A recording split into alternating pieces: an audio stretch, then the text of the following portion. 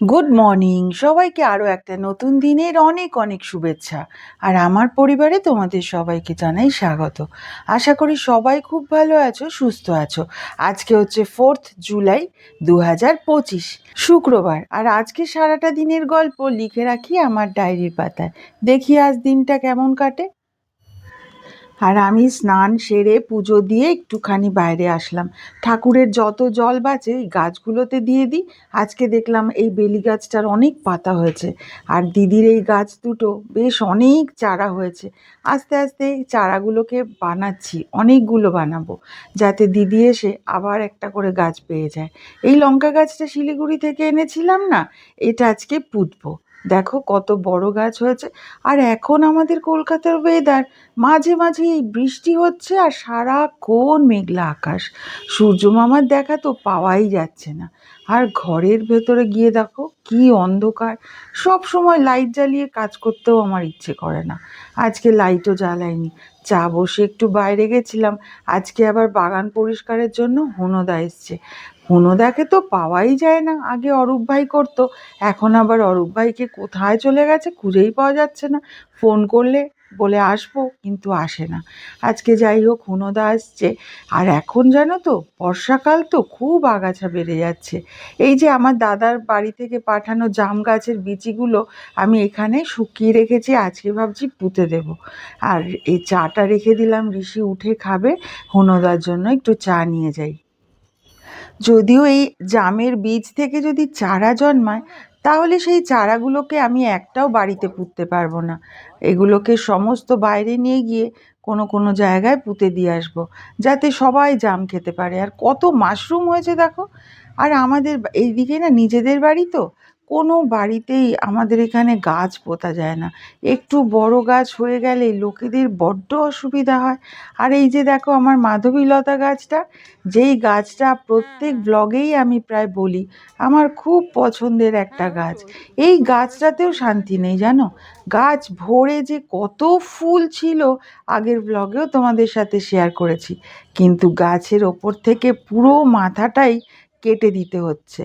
কারণ এই গাছটা যে ওপরে উঠেছে, এতে নাকি ওপরে পোকামাকড় যেতে পারে, তাই সেই ভয়ে গাছটা আমার দেওর কেটে দিতে বলেছে। তাই আজকে কেটে দিলাম। হুনোদা এবার ওই বাগানগুলো পরিষ্কার করুক। আর আমার অবস্থা দেখো, কোনো রকম কিচ্ছু চুলটাও আঁচড়ায়নি।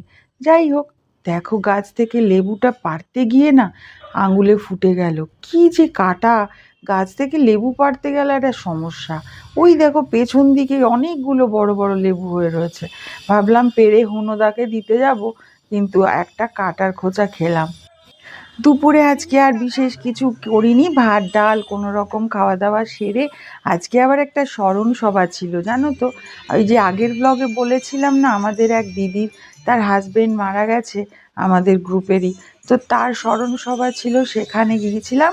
সেখান থেকে আবার আমাদের এখানে এই যে রথের মেলা হচ্ছে, চলে এসেছি সব গ্রুপ মিলে রথের মেলা। একটু একটু জগন্নাথ দর্শন করলাম। আর ওই যে মেলাতে যা দোকানগুলো আসে, সব দোকানই কিন্তু একই রকম, তবুও মেলার যে আনন্দটা সেটা একটু থেকেই যায়। এই পাঁপড়, নানা রকমের চুড়ি ফিতে মালা, কাচের জিনিস, অনেক রকমের জিনিস। এই দেখো দোকানটা, এই দোকানটায় একটু ইমিটেশনের গয়না পাওয়া যাচ্ছিল। তো আমার বান্ধবী একটু দাম টাম করলো, তবে আজকে আর কিছু কেনা হয়নি। স্মরণ সভা থেকে আস্তে আস্তে অনেকটাই তবে স্মরণ সভায় গিয়ে কোনো ভিডিও ক্লিপ বানাইনি, কারণ কারোর পারমিশন ছাড়া সেখানে তো আর ভিডিও বানানো যায় না, সেই জন্যে কোনো ভিডিও তুলিনি। আর সেটা তুলে রাখার মতন কোনো অনুষ্ঠানও নয়। আর আমার মেলা ঘুরতে ঘুরতে সেই গানটাই মাথায় আসছে। আমাদের বকুল তলায় ভিড় জমেছে, বসেছে মেলা, দেখতে যাব আমি তুমি। সেই মেলায় দোকান কত সারি সারি, কিন্তু আর বেশি গাওয়া যাবে না, কপিরাইট খেয়ে যাব। এই দেখো জগন্নাথ দেব, এই ক্লিপটা আমি তুলে দিয়েছি এই উল্টো রথের দিনের পুজোর। এই উল্টো রথে জগন্নাথ দেব রথে বসে গেছে, আর আমরা পরের দিন এসেছিলাম আমি আর রুনি, সেই উল্টো রথের একটা ছোট্ট ভিডিও ক্লিপ। আমি দেখো এইদিকে রথ দেখছি, ওইদিকে মাকে দাদা নিয়ে গেছে উল্টো রথের মনোকামনা পূরণ করার জন্য। মায়ের যে কি ইচ্ছে ছিল রথ পরিদর্শনের, রথের দড়ি টানার, মাকে যে দাদা কিভাবে নিয়ে গেছে ধারণার বাইরে। শিলিগুড়িতে মাও দড়ি ধরে টান দিয়েছে। রাত্রি এখন অনেকটা হয়ে গেছে, সব ফিরে এসছি। আর আজকে আমি তিতুনের হাতের তৈরি খাবার খাবো। তিতুন আজকে একটা নতুন খাবার বানাবে, কোরিয়ান স্টাইলের ফ্রাইড রাইস। আমি প্রথমে বলেছিলাম ফ্রাইড রাইস, তো তিতুন সেটা বলছে না না ফ্রাইড রাইস না, এটাকে বলো ভাত ভাজা। অনেক রকম সবজি নিয়ে এসে ওই আনিয়েছে, সে সবজিগুলো কিন্তু ব্লিঙ্কিট থেকে আনিয়ে নিয়েছে। এইবার সেই সবজি দিয়ে আজকে কি বানায় তোমাদের সাথে শেয়ার করি। চলো, কাটাকাটিটা বড্ড স্লো করছে বলে আমি একটু ফাস্ট করে দিলাম।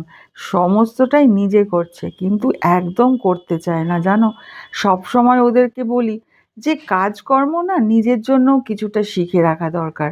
কারণ কাজ যদিও বিপদে পড়লে মানুষ শিখেই যায়, কিন্তু তবুও একটু আধটু ছোটবেলা থেকেই তৈরি থাকলে না অভ্যাসেই মানুষ সব পারে।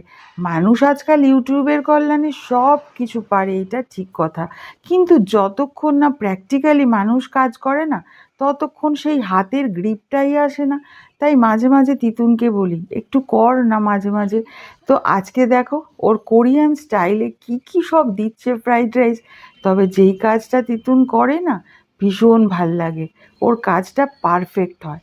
এই যে গোচুজাং, ওই যে গোচুজাং দিয়ে একবার তকপকি বানিয়েছিল, সেই গোচুজাংয়ের মশলাটাই ও রান্না করলে দেয়। তো আজকে কি ফ্রাইড রাইস বানাবে তার মধ্যে আবার পড়ছে গোচুজাং, ওর মধ্যে অনেক চিলি সস মশলাপাতি এগুলো সব পড়বে।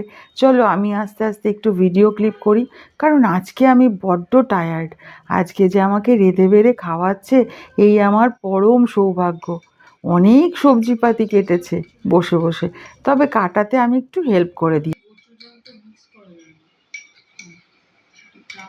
ছোটবেলা থেকে কিন্তু ঋষিকেও আমি সব কাজ নিজে হাতে শিখিয়েছিলাম। ঋষি ছোটবেলা থেকে কোনো দিনও ওর জিনিসপত্র আমাকে ক্যারি করতে হয়নি, না স্কুলের ব্যাগ, না ছোটবেলায় একদম ছোট অবস্থায় যখন ওর জলের বোতল, এক্সট্রা জামা প্যান্ট সমস্ত কিছু ও ছোট্ট একটা সুন্দর পিঠের ব্যাগে দিয়ে দিতাম, নিজের মতন ক্যারি করে যেত। তারপরে যখন একটু একটু করে বড় হলো, ক্লাস 7-8 অবধি তো বেশ ভালো খাবার বানাতে শিখে গেছিলো। আর কলেজ লাইফ অবধি তো ঋষি কোনোদিনও আমাকে বিকেলের চাটা ওই করে দিত, মানে নিজেই করে নিতে হতো না কখনো। কিন্তু অত সুন্দর শিখিয়েও লাভ তো হলো না, কারণ এখন এত কাজের প্রেশার, ও এখন জলটা ভরেও খেতে চায় না। দেখা যাক, তবুও কাজ তো একটু জানে, অ্যাটলিস্ট বিপদে তো পড়লে করে তো একটু খেতেই পারবে। তাই একেও হাতে ধরে শেখাচ্ছি, তবে আমি সামনে থাকলে একটু কনফিডেন্সের অভাব হয়েই যায়, যেটা আমারও হয়। আমার যখনই দিদি বা মার পাশে রান্না করি, তখনই মনে হয় কি আমি রান্নাটা ভুলই করব। আর কতটুকু তেল দিয়েছে দেখো, কিচ্ছু বললাম না, এত অল্প তেলে পুরোটা ভাজবে। যাক, হেলদি। তবে না না, ফ্রিজ থেকে একটা বাটার নিচ্ছে, তবে একটা বাটারের কিউবই নিল, দেখা যাক কি হয়।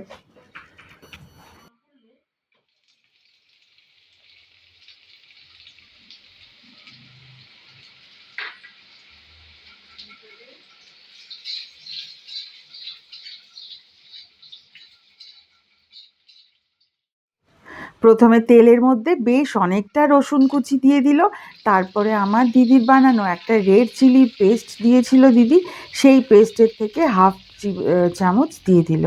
এবার এইটাকে নাড়াচাড়া করে নিচ্ছে।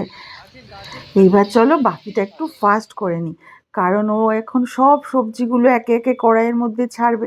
তবে এটা এত স্লোলি কাজ করছে, তা আমি একটু ফাস্ট করে দিলাম। এই সবজিপাতিগুলো একটু ভাজা ভাজা হোক, তারপরে বোধহয় ডিম দেবে আর রাইস দেবে। সামান্য স্বাদ মতন নুনও দিয়ে দিল। এখন কি হয়েছে জানো, ওর বাবা বাইরে থাকাতে না আমার স্পেশাল কিচ্ছু রান্না করা হয় না। তার জন্যেই ওরাও বড্ড বেশি বোর হয়ে যাচ্ছে। আমি সাধারণত খুব সিম্পল রান্না করছি। যাক, এখন সব একে একে সসগুলো দিয়ে দিচ্ছে। তবে বাড়িতে যখন কেউ একজন অবর্তমান থাকে না, তখন একদম কোনো আনন্দ ফুর্তি করতে ইচ্ছে করে না। মনে হয় সে আসুক, তারপর সবাই মিলে একসাথে করব। যাক, ও একটু এখানটায় করুক, আমি আস্তে আস্তে ঘরে গিয়ে বসি। কারণ সামনে থাকলে না খুব একটা কনফিডেন্স পাচ্ছে না। নিজের মতন করে করুক, এখন তো সব হয়েই গেল, তোমাদের দেখিয়ে দিলাম। এইবার নাড়াচাড়া, রাইসটা দিয়ে নাড়াচাড়া করবে। চলো আমরা ঘরে যাই, ঘরে গিয়ে একটু রেস্ট নিই।